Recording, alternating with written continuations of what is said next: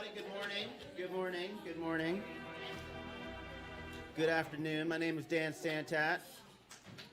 Thank you. Thank you. Children's book author, illustrator. I've been in this business for 19 years, and I have been given the lovely assignment of teaching you all how to draw. And I've been drawing. I'm 47 years old. I've been drawing for maybe 45 of those 47 years. So I've had a lot of practice, and I think I'm warranted the title of being able to educate on how to draw.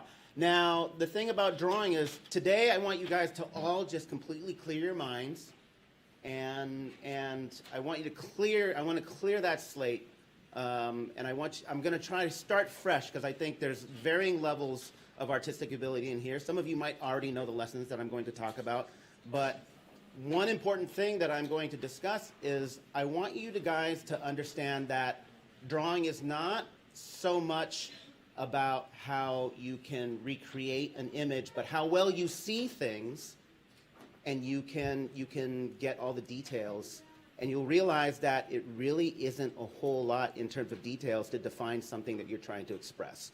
So when I was a kid growing up, my parents never let me take art classes because they wanted me to grow up and be a doctor. And so I never got any formal art training till I was 22 years old. Up to that point, I was teaching myself how to draw. So here's a picture of Garfield and Odie in crayon on construction paper, if those of you are inquiring. And I drew that when I was 6 years old, okay? Now I want to tell you something, folks. I bet anybody in this room can draw this Garfield and Odie. It just takes practice. So, for example, when you started out in elementary school and you were practicing your alphabet, you didn't know how to write your letters. And when you first started out, the letters were really wonky, really like messy and things like that. But with a lot of practice, you eventually learned how to write those letters. Now you probably have really nice handwriting. And now you can write words and things like that. Unless you're a doctor, maybe it's just you're still doing scribbles. But it is a practice in fine motor skills and things like that. So the thing about Garfield and Odie was that when I was a kid, I was one of those kids that would just get really mad at himself if he couldn't draw something. I just kept doing it until I got it right. So what you don't see are the dozens and dozens of bad Garfield and Odie drawings, the ones that look like, their faces got melted off and the proportions were all wrong. And these are all little lessons that you can learn with practice. But I promise if any of you in this room wanted to draw Garfield and Odie like this, you could all do it with enough practice, right? And as I got older, I kept drawing. I kept practicing, and I kept challenging myself and just trying a little bit, trying difficult things just slightly beyond my abilities. I used to have this favorite routine where on Friday night at 8 p.m. I would sit in front of the TV watching the Dukes of Hazzard, and I would draw a cover or something within that hour. This is one of the most difficult drawings I ever drew when I was a kid. I drew this in 6th grade. Okay, and this one took me 3 hours, so I actually sat through the Dukes of Hazzard, and then right after that, I had to sit through an hour of Dallas with my mom. And then Dallas was done, and then this third show came on called Falcon Crest, which was basically Dallas, but it took place on a winery. And when the dust settled after 3 hours, I drew this picture, and I was so proud of myself because it was on that day I learned 2 things. 1, I can draw anything I want if I really concentrate and work hard enough. And 2, I absolutely love Falcon Crest. Such a great show. Okay? Now, I'm gonna save you $120,000 in art school. Probably more now because the art school is very expensive. But there is a saying that they have here. It's like, draw what you see and not what you know. Okay? Now, what do we mean by that? I think when people draw things, they have an idea in their heads about what something's supposed to look like, but then you don't look at the tiny little details that are before you. All right? Now I'm gonna break this down to its most primal, like just most easily digestible things. Everything is composed of symbols. Okay? Now, the word illustrate in Latin translates to make light, or to communicate an idea. That's basically what we're doing as illustrators, to communicate an idea. All right? The ancient Egyptians, their alphabet was comprised of art symbols, and that was how they communicated with everybody. And so when you're drawing something, you're basically drawing with symbols. But if you need to communicate an idea and you're not doing enough of a job, you can add details to that. You can clarify your information by communicating something further. Okay? And 3 of the basic components are square, triangle, and circle. And these are very simplistic shapes that I know everybody in this room can draw. But if you take those basic building blocks and you add them up, you can make all kinds of complex shapes. So it's all about the sum of all parts, okay? Combine simple shapes to form more complex things. Now I'm going to show you a lot of these images. You're going to see some complex images, and you're going to realize that you actually recognize, you know, a lot of complex things just based on their silhouettes. Okay, so what is this? A house. All right. Now, if we look carefully and we break it down, we can see the house is comprised of different things. I'm going to go over here and I'm going to break the house down into simple shapes. We have our circle. We have our triangle. We have our square. And really, the limitations are just about how far you want to go. All right? So we know that the roof of the house is, what do you think? What shape is that? A triangle, right? Okay. Now, here's the other lesson I want you all to understand. Being perfect is not fun. It's great to be sloppy, because sometimes you make those mistakes and you discover some new beautiful things. And one of my glass jaws about being an artist is drawing in front of people. I'm not very good. When I feel like someone's watching over me, I get very self-conscious. If you read my book, A First Time for Everything, that is something that's very evident. So right now, I'm just like, oh my gosh, all these people are watching me draw. Okay, so we know that the roof of the house is a triangle. What shape is the body of the house? A square, right? So we're going to have a nice big square. And here's the other thing I'm encouraging you all to do is, I know we have this nice big blank piece of paper. You're all probably going to draw really tiny things, right? But you know what? There's a lot of paper there that needs a lot of love. So don't be afraid to use up all that paper. We have plenty of paper here. Let's just murder some trees today, okay? All right? Let's draw big. Let's be very aggressive with our line. Don't like kind of just, you know, sketch it in. Be committed. Like just I'm using a Sharpie here. So, you know, I'm drawing really nice and big, and I'm going to draw really nice and big, and I'm going to be really sloppy and make mistakes as long as you do, okay? And you're going to see me doing some really bad drawings, okay? So, technically, could we call this a house? Could we, if we looked at it as a symbol, could we say, oh yeah, this is a house, right? But how far can we go? Houses have doors, right? So I'm going to draw a little door there with a rectangle, okay?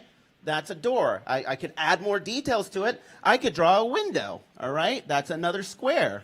Look at that. Now we're just adding more details to what's already described as a house. But this square as a window, we can go even further, okay? We can add more squares. I can add a window frame. I can draw a square inside a square, all right? And then maybe it's a paneled window, so I'm going to add more panels, right?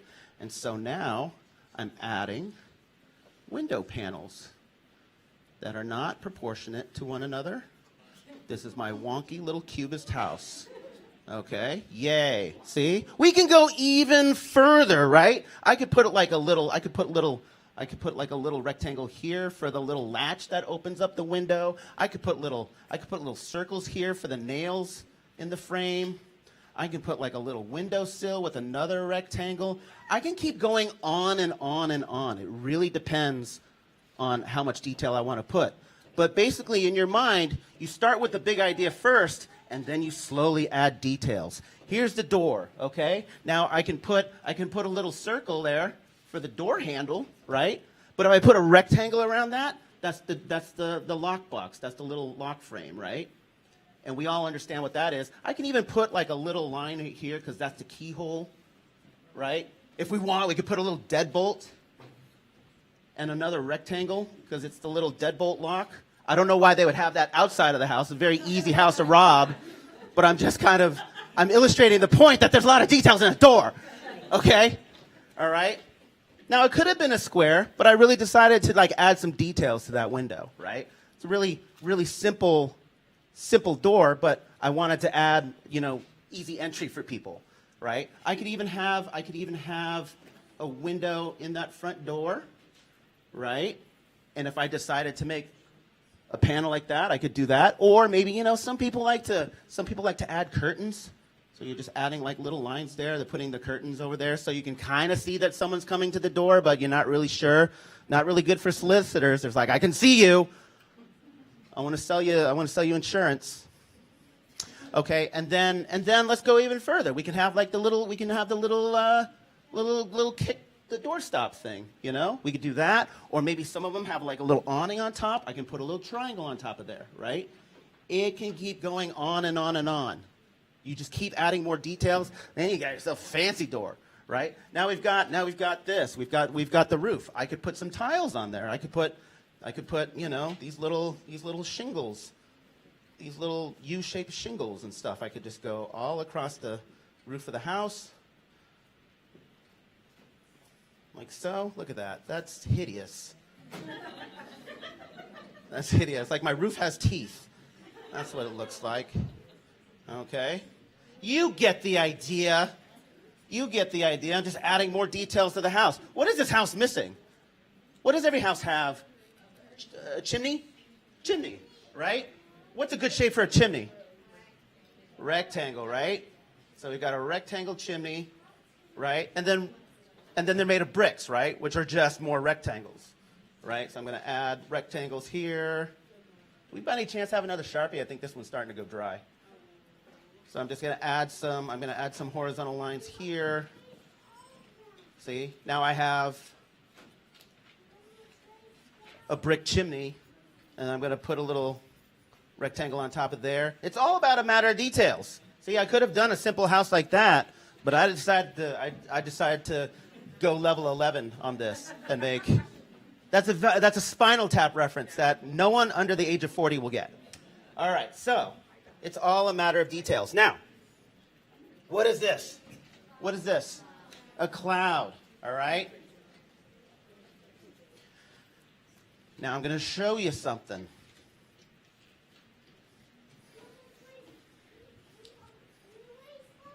I'm going to draw this shape. What is this? It's also a cloud, right? But does this cloud look like that cloud? No, because this is a symbol of a cloud. This is the idea of what a cloud is. If you were to describe that cloud, you would say it's white, fluffy, it's in the sky. Okay? Now, if I were to look at this, it's white and fluffy, but it's not, we don't know if it's in the sky, right? So then we communicate, we add details to it. I can add a circle. I can add some rays coming out of it. Now we know it's in the sky because we understand that the sun is in the sky and that there are also clouds, right? If we wanted to clarify our information, we could add more details. I could add little lines down here, and now it's raining. See? Now we know it's a cloud in the sky. That's adding information to communicate a more clear idea of something. Anybody in this room can draw this. Now here's the magical thing. This symbol just doesn't mean cloud. This cloud can be many, many other things. Thank you, sir.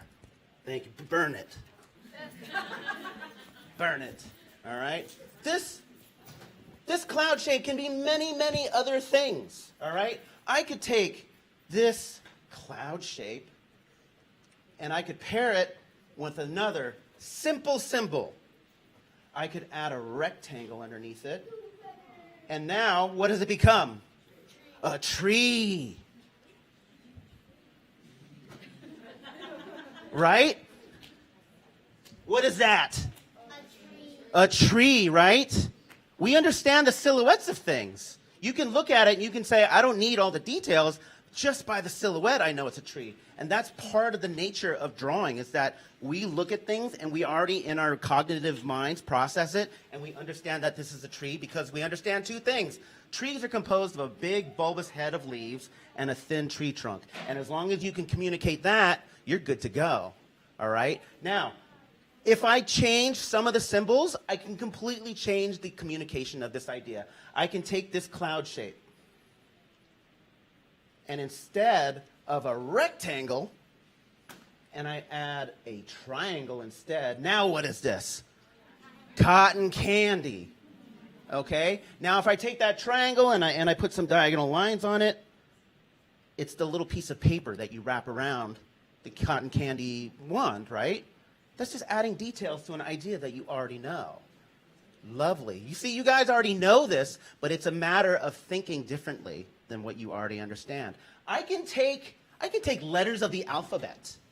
Okay? I can take letters of the alphabet and I can add to this cloud, and we can communicate something else. So I'm going to take this cloud, and I'm going to start using letters of the alphabet. Let's use the letter U. Okay, I can take that letter U, I can turn it on its side, and now I've got a tiny little head. I can use the letter O, and I can make a tiny little eye on there, right? I can use the letter L, and now we've got these tiny, tiny little legs. And now, what have I drawn? A sheep. Because we understand how to communicate the idea of a sheep. Big, fluffy cotton ball of a body, little tiny, tiny head and tiny feet. And now you know how to communicate a sheep. I could go on, make more details, but you already get the idea, and the rest of the little details come to practice. Let's take a little test right now to see how well we understand symbols, okay? Who is this? Michael Jordan. That's actually me in the gym, okay? That's actually me in the gym, okay? So, but we understand that. Who's this? No, that's me on Halloween. How do we know it's Batman? Yeah, the ears, right? And the cape. So those are two definitive, distinctive things that we understand if we want to communicate the idea of Batman, right? A little bit trickier here. Who's this? Scooby-Doo, right? He has such a distinctive silhouette that you know that it's Scooby-Doo. You don't have to see his face, his collar, him eating Scooby snacks. Who's this? Pikachu. We already know it's Pikachu. How do we know? The ears, the tail. He doesn't even have to say his name because like that's the only word he knows, right? We know it's Pikachu. All right? How do you know it's not a Raichu? Oh, burn, sick burn. Okay, all right. But symbols are everywhere. Letters of the alphabet are also symbols. Let me give you another example. We're going to draw a face, okay? Now, if we think about a face, faces have little details that define what it is. Okay? Now I'm going to show you that you can draw a face just using letters of the alphabet. Okay? So I'm going to start with the letter O. The letter O is a really good letter. I can use the letter O to make a head. Oh. Oh. See? So it's not a face yet because I still have details to make, right? Right now, I have drawn you a Pringle. Right now, I have drawn you a hole. I have drawn you a baked potato. I have drawn you a rock. Okay? But if we add more details, if I add some eyes with circles, and we know exactly, we understand what a face looks like. 2 eyes, nose, mouth, ears, eyebrow, maybe some hair. I think hair is a little overrated, quite frankly. I was not given the choice, but that is what I choose to live with. I could add some circles to make some eyes, right? Here we go. So 2 eyes, and we know exactly where they go. We are not done yet, right? Right now we have an unfinished bowling ball. We have an unused Korean face mask. Okay? Let's add some details. Let's add some pupils to those eyes. We have 2 circles here. Okay? Now we have a person wearing the Korean face mask. Okay? Second letter. The letter L. The letter L, excuse me, I had many cups of coffee, so my hands are a little shaky. The letter L, by itself, you only see it as something that spells words like love and laugh. But if I strategically place that letter L somewhere on this face, it's going to magically transform into something else. I'm going to take that letter L, and I'm going to put it right in the middle of the face. And lo and behold, look at that. The letter L has now become a nose. That's how you take symbols, and you see them in different ways, and you interpret them into something else. Okay? The third letter I'm going to use here is the letter C. These can be very versatile shapes. Letter C has many uses. I could take the letter C, and I could put it right here on the side of the head, and now I've made an ear. I can take that letter C, I can flip it around, and now we have 2 ears. Okay? I can take that letter C, I can turn it on its side, and now we've got ourselves a smile. And I can take that letter C, I can turn it upside down, and now we've got 2 eyebrows. Look at that, ladies and gentlemen. Look, look. You just made Bruce Willis. Look, look, look. You just made 80s pop star Sinead O'Connor. You see it, right? Look, kids, you just drew Dwayne Johnson. You drew The Rock. Here. I'm gonna do this. I'm gonna do this. Now it's The Rock, right? And he's smiling because you finally found out what he's cooking. But little details make all the difference, right? What if I took our buddy Dwayne Johnson and I gave him some glasses? What if I gave him some glasses just using 2 circles? And a bridge over his nose. Where did Dwayne Johnson go? I have no idea. I don't know what, because all I see is really dreamy actor and Italian chef Stanley Tucci. You just do Stanley Tucci. Okay? I know, I heard someone say I drew me. I'm very flattered. I'm very flattered, but I'm not of the level of Stanley Tucci. But all the details make a huge difference. What if we took Mr. Stanley Tucci and we just gave him some thicker eyebrows? We gave him some thicker eyebrows. Oh my gosh, where did Stanley Tucci go? I have no idea. Because all I see is Caldecott medalist Dan Santat.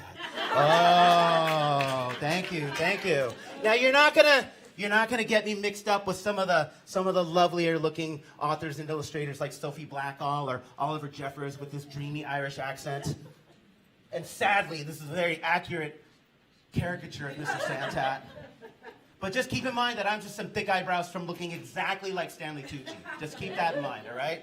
Okay, now, just using circles, let's take a little bit of time to draw this bear, all right? It's daunting, right? But I know you can do it. Let's take the next, I don't know, maybe not 10 minutes. We probably don't need 10 minutes, but let's take some time to draw this bear with the lessons that we know. And I'm going to draw this bear along with you. And I want you to keep in mind with something, is that one of the biggest things that makes a drawing work are the proportions, okay? So typically, and I'm going to save you $120,000 in art school, we compare shapes with other shapes. And typically when we were doing figure drawing in art school, we always started with the head, and then use that head as a measure for everything else. So let's go, shall we? And I'll follow along with you. I'll even add some textures to it. So I'm going to do my bear like this because he's furry. And you're going to realize how many circles this guy's made out of, right? And I'm going to put a little circle for the muzzle. You can follow along with me, or you can say, "You're too slow, old man. I've got my own thing going here." With your shaky little easel wall.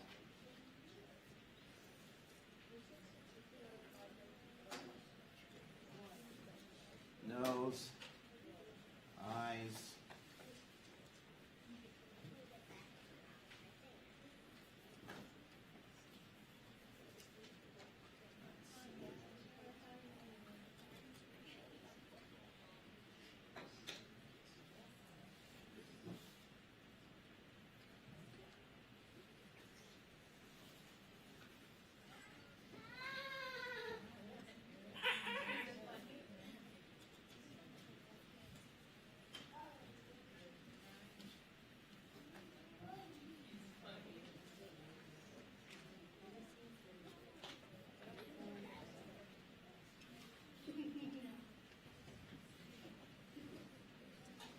So if you noticed, probably 90% of this bear is just circles.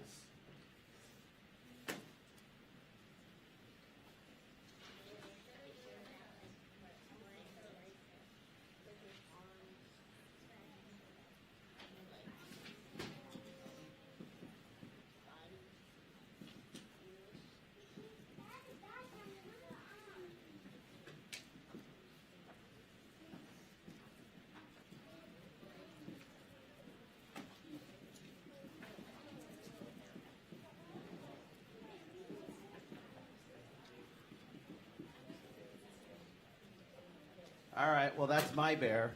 And I'm sure you guys probably did a similar, if not better, job. Because my veins are covered in coffee, caffeine, and a shaky drawing board, okay? I'm not making excuses for myself, but I am making excuses for myself. All right, so that's a bear. All right, let's move on. Let's move on to the next exercise. What is this? A turtle, right? You don't need to see all the details. You know it's a turtle just by the shape. But if you observe the turtle, there are all kinds of details that you can take among those shapes. Now, I'm going to take this turtle and I'm going to break it down into basic shapes. Please consider following along with me. Now, if I look at the shape, if I look at the shell of that turtle, well, so what letter do you think would be a good shape for that turtle shell? I'm going to use, and I'm being very basic here, right? I'm going to use the letter D. I'm going to take the letter D, I'm going to turn it on its side. Because we have an idea of what a turtle shell shape is like, right? And then I'm going to make the little turtle legs. I'm not going to put it in that stance. It's like doing yoga or something. Splooting, right? I'm gonna keep it really simple. I'm gonna take those legs and I'm just gonna make two rectangles, right? Right. I'm gonna take two rectangle legs right here, right? Okay. And then the head of the turtle, I'm gonna use a letter. I'm gonna use the letter P. I'm gonna use the letter P. Oops, oh, shaky caffeine hands. You see, I did that letter P. I cheated a little bit. Okay, and then I'm going to add another line for the neck. All right, now we have this basic shape for the turtle. All right, we have captured the silhouette of the turtle. That previous screen, we captured the silhouette of the turtle.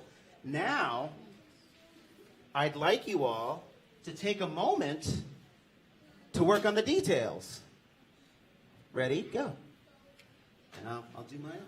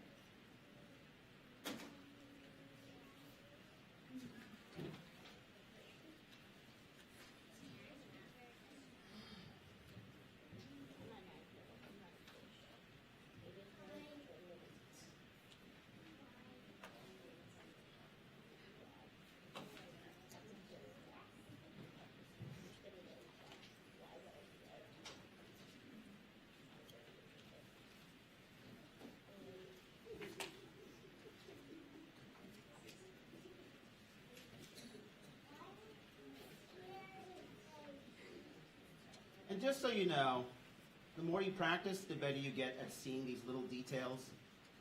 But the details really are the thing that help you excel in the world of art. But then you could be someone like Christian Robinson, who does fabulous art with just like beautiful shapes. I sometimes am jealous of his ability to communicate simple ideas, where he'll just make an umbrella with like half circle and then a stick, and he's like, it's an umbrella. I'm like, oh my gosh, here I am rendering, my umbrella with shadows and like reflective light, and I'm like, why did I decide this path in my life to have to make a three-dimensional, umbrella when Christian Robinson does it in like 20 seconds? I hate myself. But that's a whole other lesson. That's a whole other 1-hour course on dealing with your artistic insecurities. That's a whole other thing. Okay. So I'm gonna just like add little more details here. And I want you also, there's a third lesson here. There's no right or wrong way to do things. You can express things your own way. So if it doesn't look like mine, if you've got your own thing, fantastic. That is something we're going to talk a little bit later about called style. But that's my turtle, okay? And your turtle probably looks a lot different. Embrace it, love it, it's you.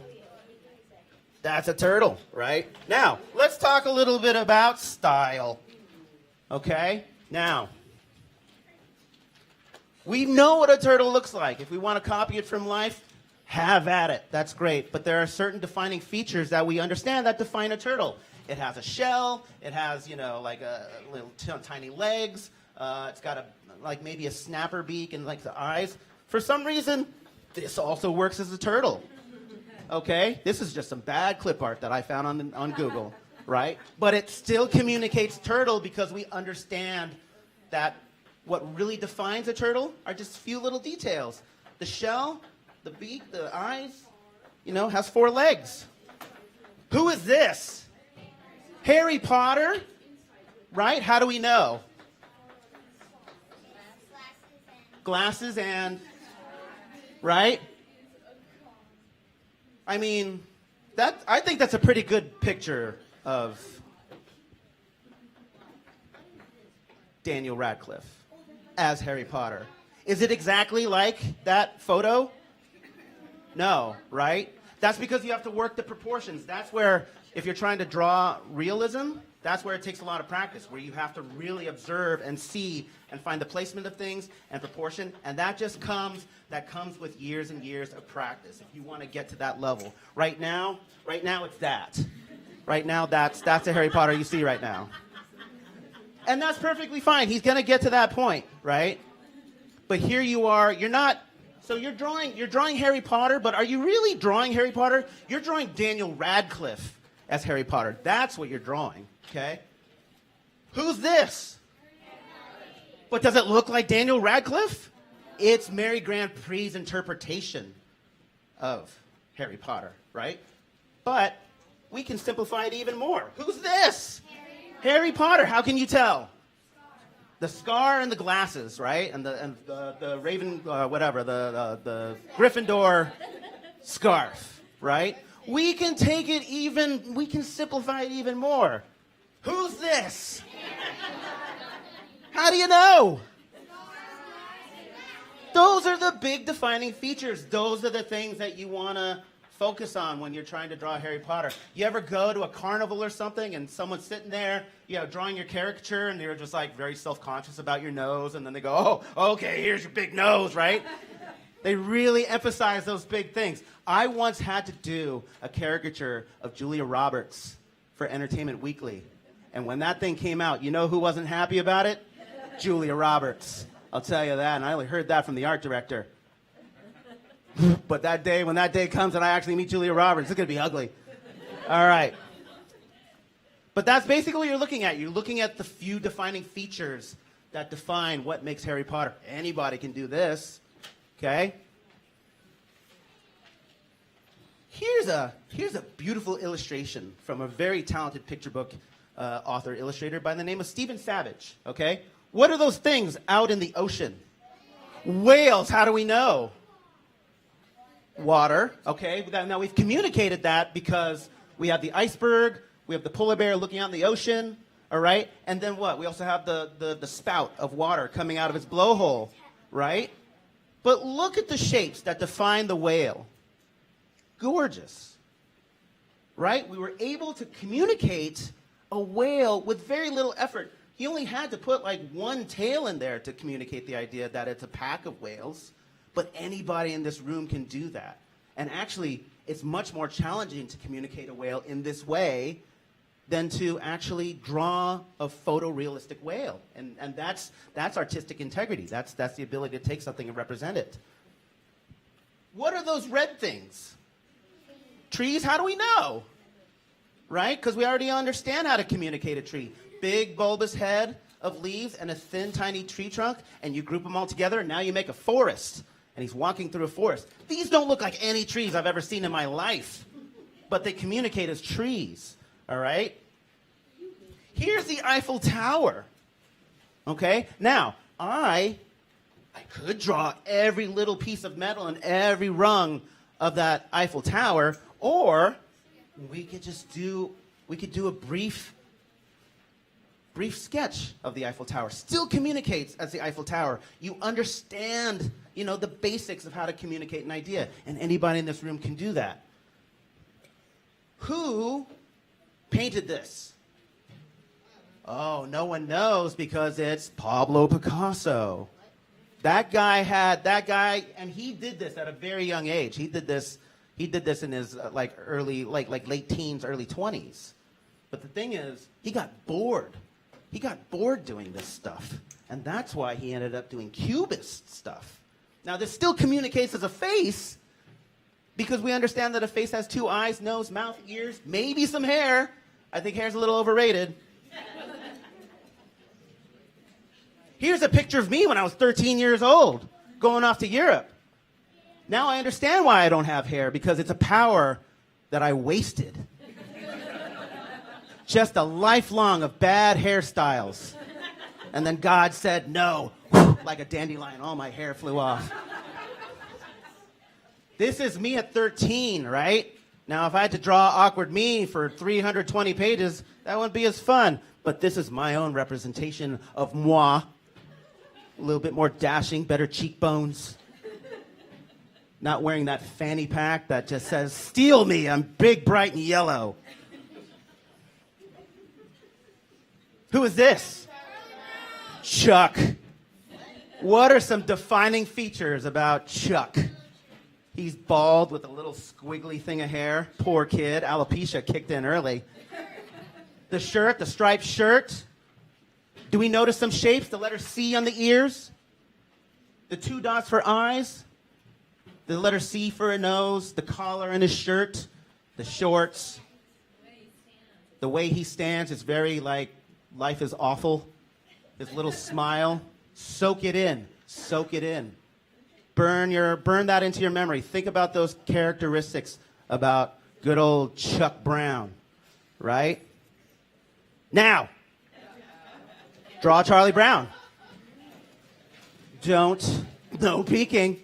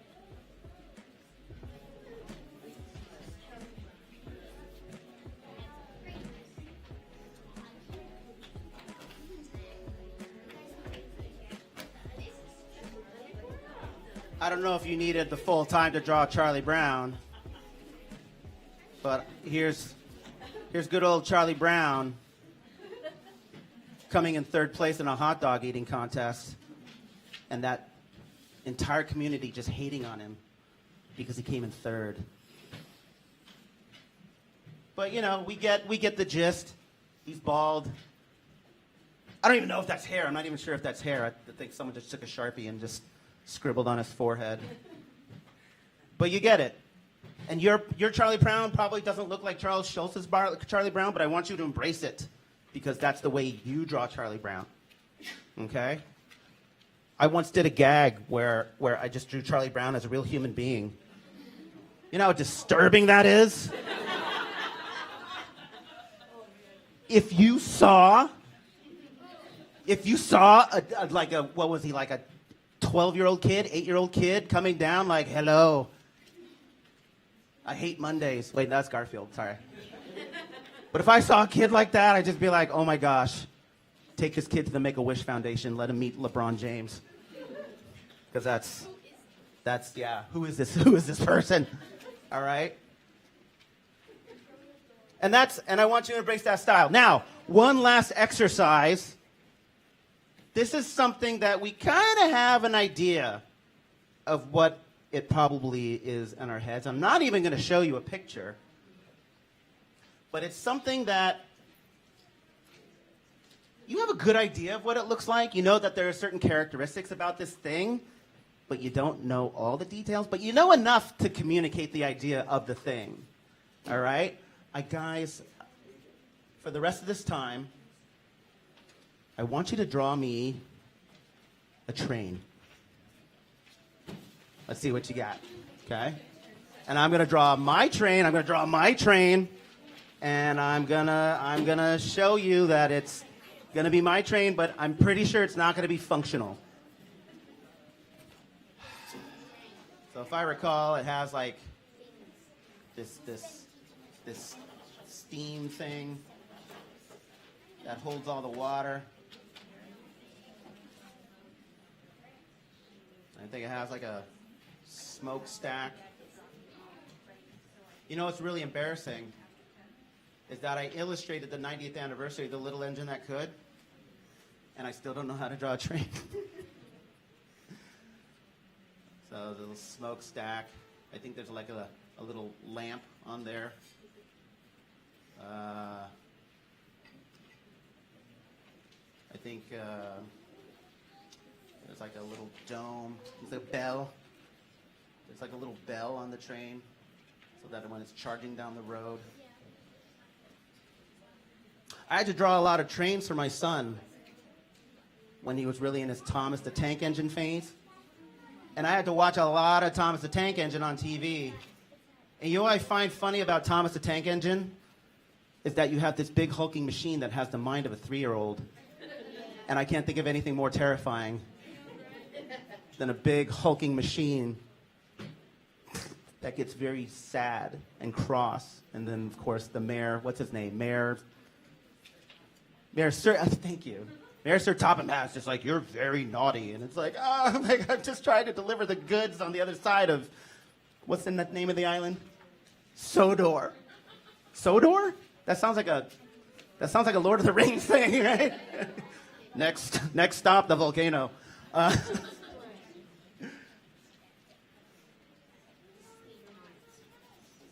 Oh my gosh, my train. My train. Now I know a lot of people sometimes rely on photo reference to draw a train. I do not recommend this. The way I like to do things is like I like to draw the idea of what I think a train looks like in my head, and then I look at a photo of a train to make sure that it actually makes sense. Because what happens is that when you're relying on photo reference, you use it as a crutch, and then you're trying to copy that photo of a train.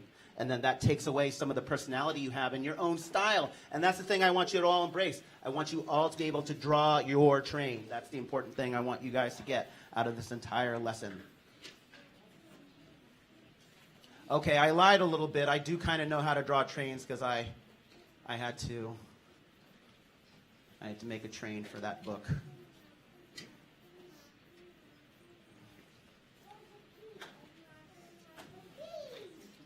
What is this thing in the front called? The cow pusher? That sounds like some kind of European DJ name. I'm cow pusher. Here's my Spotify account. All right.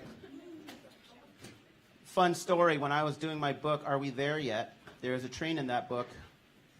And some of you might know Caldecott medalist Brian Floca, who did a book called Locomotive. And I remember drawing this train and showing Mr. Floka, hey, is this a good picture of a train? And the train was being followed by some cowboys on horses. And he said, this train would not exist in this era. He said, but I can find some trains that will work in this era. Just give me 20 minutes. And half an hour later, here's a link to my Dropbox folder. He gave me 200 pictures of trains. And I said, I get it, buddy. You love trains. And he responded with, I have more if you need them. I said, it's all good, pal.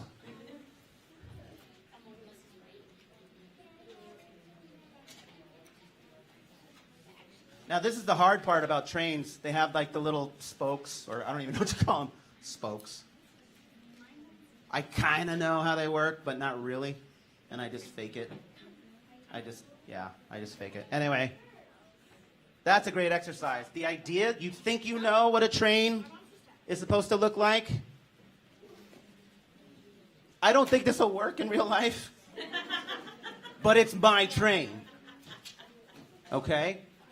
I understand that it has a smokestack, it has a little steam body, it has some wheels, has the count here. I'm going to put a dot here. That's important. That's important. That's important. These spoke things are really important, right?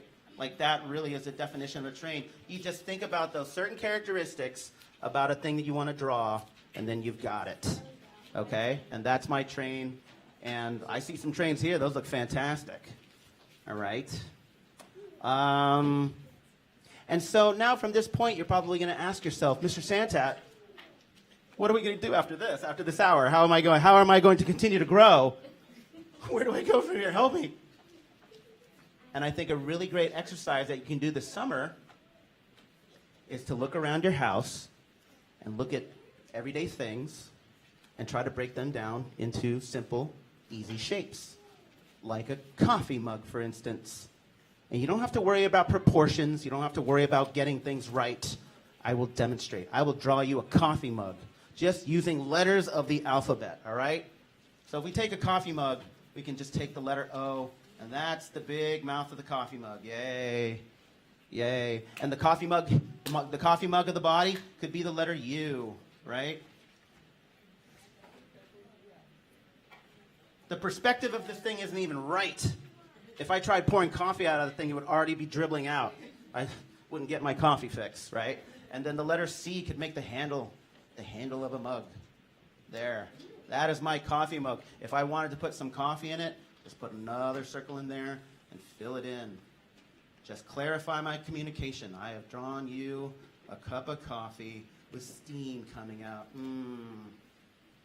Or maybe it's tea. Maybe it's tea. Maybe it's tea. Tea. Maybe you want to draw. Maybe you want to draw your TV set. Okay? Maybe you want to draw your TV set. Done. There was this transition in my life where I was drawing the ones with the big cathode tubes, and then my art director was like, people don't watch TV like that anymore. and then you started drawing like these things mounted to walls, but then you had to distinguish that it wasn't a picture frame. So, I mean, that's really it. That's an LCD TV. Maybe put a football game on that or something, I don't know. But you can also be very simple. Like a table. You know, I'm just gonna do a rectangle and some legs, right? There's your table, and then we can put like plates on it and things like that. Doesn't take a whole lot, but that's it, folks. Have a lovely summer, and please keep drawing, because these days when budgets are cut, arts are always the first things to go, and art is what keeps us living. All right, thank you very much. Have a great day.